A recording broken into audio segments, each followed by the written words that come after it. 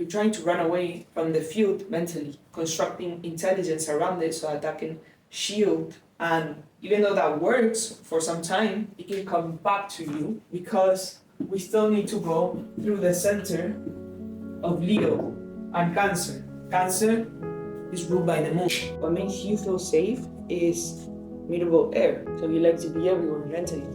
This grounds you. Today we have Gemini moon. Gemini is elementary, mutable air. They move fast like no other sign, mentally.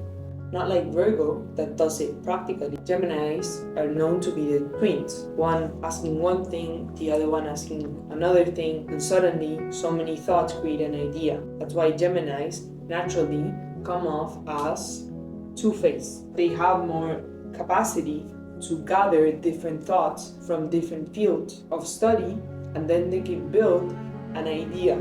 And they create ideologies. They're moving air. They're moving their communication, how they express themselves. Not like Leo that embodies the expression. Gemini talks. They communicate. They relate with you. They want to learn about you. They're always curious, jumping from one thought to the next. Not like Sagittarius that jumps adventures. Gemini jumps thoughts. And that's how they form their own intelligence. And that's why they can become so quick and witty. They're not just communicators, not like Aquario, that they fixate on their communication so that they can build, so that other people can follow their unique ideas. Gemini wants to relate unconsciously. They're relating with you because they're always questioning things that resonate with you, aka with their environment. Gemini, archetypally, naturally stems from the third house life space. The third house is how do you acquire knowledge based on your surroundings. Gemini does this intellectually. How are you gathering thoughts? How are you perceiving your own unique field, your 360? Not like Sagittarius that starts to perceive based on mental expansion. Gemini focuses on developing a smarter brain, whereas Sagittarius is expanding their mind, their mental capacity. How are they perceiving the world so they can build different perspectives? The preachers of the zodiac. Gemini wants to be the student. When you have Gemini in your moon, it means that you react in a Gemini way unconsciously. Because what's your moon? Your moon is your reactions, not your sun, what you show to the world.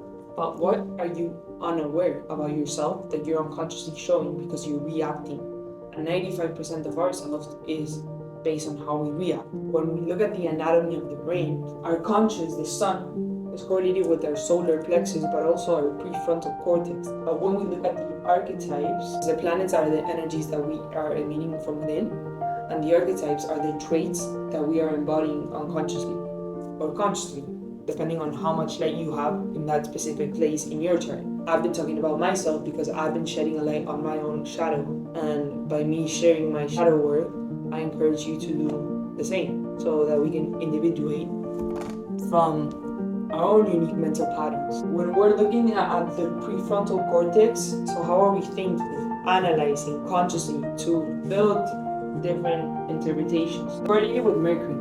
And Mercury rules two signs: Virgo, practical mutability, and Gemini, mutable communication, aka mutable interpretations. Geminis are open-minded, but at the same time they're learning, they're acquiring different information. But when you have this in your moon, what makes you feel safe is mutable air. So you like to be everywhere mentally. This grounds you. You want to go and have a conversation with someone that might relate with you in a specific topic that you're interested in. Gemini moon is so mutable with their thinking patterns that they're random. Not like Sagittarius that randomly gets a spark of inspiration and wants to go and do something or wants to go and jump to the next adventure, which sometimes makes them flighty. Gemini and Sagittarius are both flighty because in the emotional polarity of the archetypes, we can comprehend that they're one of the same pole, just playing two different archetypal ways. Because Sagittarius is mutable fire, so they're moving their instinct. Gemini is mutable air, they're moving their communication. Gemini wants to move their communication so that they can interpret. Sagittarius wants to move their instincts so that they can gain new experiences, so that then they can preach. I want to relate my moon with Gemini because Gemini and Capricorn are very different archetypally. Just to get the understanding of the archetype of Capricorn, Capricorn is cardinal Earth, so they're initiating and creating new ways of practicalizing things. When you apply that to your moon, you're unconsciously reacting in that way. Capricorn is ruled by Saturn. Saturn is the planet of structure, work, discipline, boundaries. You're constantly numbing your emotions so that you can build something from them. And that's what makes you emotionally authoritative, but at the same time, it can make you cold and detached from your own unique emotions. My channel is far from perfect, but each single video strengthened who I'm becoming. And one of the main things that nurture my own moon is that I can build from my emotions, because I'm literally sharing my moon in practical segments. Personally, having Capricorn moon, it's tough sometimes because I'm automatically disconnected from my emotions, but that's what taught me that in order for me to construct and keep evolving, I have to go within and understand all parts of me, and that's inner alchemy. For me personally, I have to involve more the Cancer archetype, being with your emotion, staying with it, even though it's uncomfortable. Let me understand what the emotion is trying to convey. See where the wave takes you. Capricorns can sometimes detach from feelings that they're not connected with their intuition, but then they regain that intuition. And of course, everything is dependent on what your other placements are, because personally, I'm a Pisces sun. Everything I do is for my Pisces archetype, which is my sensibility and how to construct something out of that sensibility. And sensitivity is not like vulnerability. Sensitivity is you just feeling everything. Pisces is mutable water. I just feel things constantly, and I'm trying to build something from them. And that's essentially why I now am studying neuroscience and psychology. That mutable water has led me to the understandings that this collective unconscious field of understanding and of ideas is where these archetypes are built.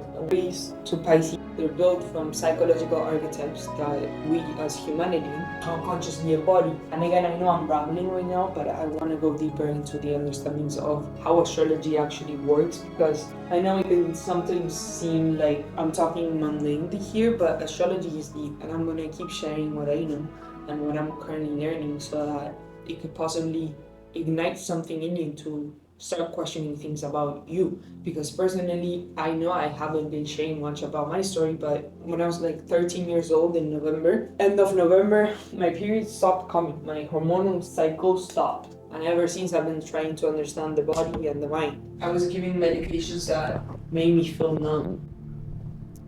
And everyone has their own story, but for me personally, I'm very connected with my body. But it's sad that there's so many teenagers out there who lose that connection with themselves. I'm Virgo rising, 22 degrees. I have a lot of earth and water in my chart. Those understandings allowed me to put that energy, that lost energy, into syntropy. Moon in Gemini. The hands space. When you have your moon in Gemini, it's really important to understand that sometimes when you get an emotion, you're automatically trying to intellectualize that emotion. When you receive an emotion, your first intuitive reaction is going to be trying to understand that emotion or communicating something that resonates with that emotion so that you can build an intelligent system around that emotion, and so that you can move that emotion mentally and construct ideologies. That's how you gear away from your emotion, by learning. That's the Gemini's archetype in a nutshell. Gemini moon, that's your ingrained intuitive reaction. You're intuitively trying to communicate mentally how you feel. And that can make you sometimes flighty with your emotions. Instead of being present with the emotion and understand the field, you're trying to run away from the field mentally, constructing intelligence around it so that that can shield. And even though that works for some time, it can come back to you, because we still need to go through the center of Leo and Cancer. Cancer is ruled by the moon. The moon is basically your reactions. How are you reacting on a day-to-day basis to the events that you encounter externally? Every archetype in astrology, from Aries all the way through Pisces, has different traits, different ideas that create a personal reality. So, psychologically, we can understand our actions and our reactions by understanding our positioning astrologically. The moon is the axis to your unconscious. The moon satellites Earth, and it has 8 different phases. Those phases then gives us the understanding of how energetically tides move and weather takes from, and that gives us collectively and understanding how to create an environment to prepare for the weather externally. The same thing with our emotions. If we're not consciously aware of the temperature that's going on internally, then we are going to be adapting to environments that are not coming from within. And that's how we get lost on emotional currents, or we get blocked emotionally because we're stuck energetically.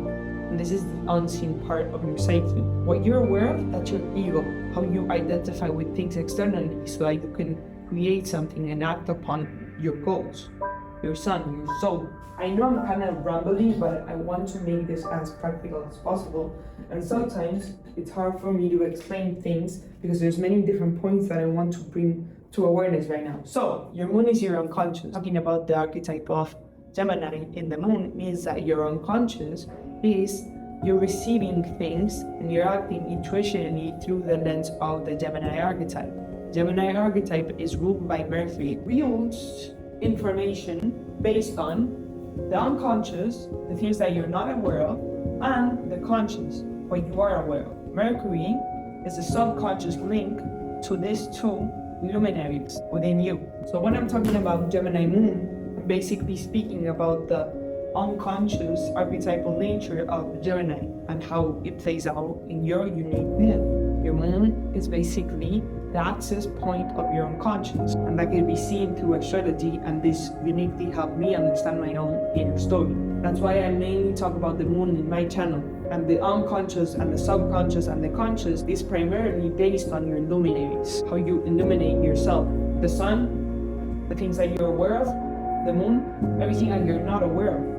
Mercury is simply how are you interpreting the event that you're encountering on a day-to-day basis. When you go through a life experience, you're getting information from the external, and how you're absorbing that information is subjective based on your own unique lens. That lens can be seen through your inner alchemical system based on your elemental composition. So the sun, how you act, and the moon, how you react, gives you the access point to understand yourself. That's how you start to work on your shadow, by getting the tools, which are the planets, understanding your story, which are the zodiac signs, and take questioning through curiosity, compassion, and sparks of ideas that align with who you are, your spirit. And I'm gonna get deeper into this moon sign.